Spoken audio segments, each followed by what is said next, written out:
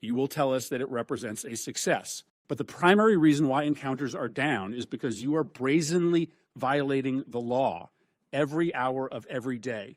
You are refusing to allow people showing up at the southern border to apply for asylum. I acknowledge that you don't believe that people should be able to apply for asylum, but you don't get to choose that.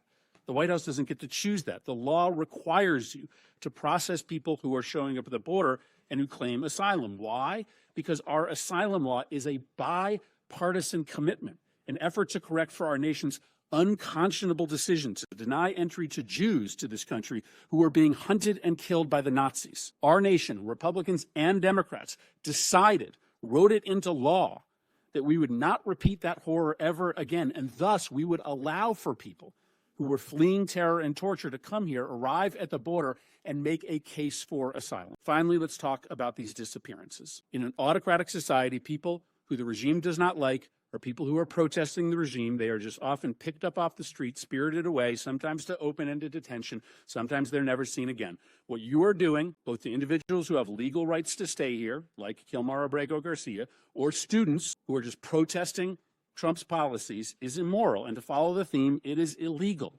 You have no right to deport a student visa holder with no due process, simply because they have spoken in a way that offends the president. You can't remove migrants who a court has given humanitarian protection from removal. Now, reports suggest that you are planning to remove immigrants with no due process and send them to prisons in Libya. Libya is in the middle of a civil war. It is subject to a level 4 travel advisory, meaning we tell American citizens never to travel to Libya. We don't have an embassy there because it is not safe for our diplomats. Sending migrants with pending asylum claims into a war zone just because it's cruel is so deeply